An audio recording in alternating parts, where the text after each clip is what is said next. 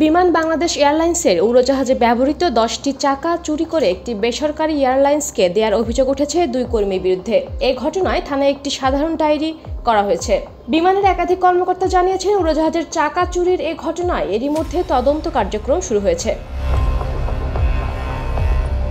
বিমানের এক কর্মকর্তার নাম প্রকাশ না করার শর্তে জানান, একটি চাকার দাম 5,000 থেকে 15,000 মার্কিন ডলার পর্যন্ত হয়ে থাকে। সেই হিসেবে আনুমানিক প্রায় কোটি টাকার চাকা বিক্রি করে দেওয়া হয়েছে। তিনি আরও জানান, চাকার ব্যবহার মেয়াদ শেষ হয়েছিল এবং সেগুলো হ্যাঙ্গারের পাশে অকশন শেডে সংরক্ষিত ছিল।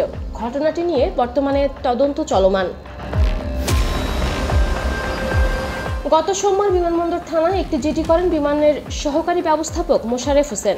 তবে জিডিতে ঘটনাটি সরাসরি চুরি হিসেবে উল্লেখ করা হয়নি। এতে উল্লেখ করা হয়েছে, 16 আগস্ট সন্ধ্যায় বিমান বাংলাদেশ এয়ারলাইন্সের 10টি আনসার্ভিসেবল টায়ার শাহজালাল আন্তর্জাতিক বিমানবন্দরের হ্যাঙ্গার কমপ্লেক্সের পাশে অবস্থিত অকশন শেড থেকে খুঁজে পাওয়া যায়নি। জিডিতে আরও উল্লেখ করা হয়, চাকার খোঁজ না পাওয়ায় জিজ্ঞাসাবাদ করা হয় বিমানের material management supervisor Arman Hossain ও স্টোর হেল্পার শামসুল হককে। তাদের দেওয়া তথ্য মতে দেশের একটি বেসরকারি বিমান সংস্থার এক কর্মকর্তাকে 10টি চাকা ব্যবহারের জন্য দেওয়া হয়েছে। তবে এই বিষয়টি যথাযথ কর্তৃপক্ষকে অবহিত করা হয়নি বলে অভিযোগে উল্লেখ করা হয়েছে।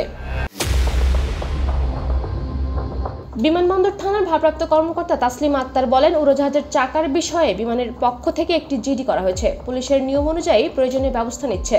উল্লেখ্য যে সম্প্রতি বিমানের একাধিক উড়োজাহাজে যান্ত্রিক ত্রুটি দেখা দিয়েছে। এসব ঘটনায় বিমানের রক্ষণাবেক্ষণ কার্যক্রম নিয়ে প্রশ্ন ওঠার প্রেক্ষাপটে নতুন করে সামনে এলো উড়োজাহাজের চাকা চুরির অভিযোগ।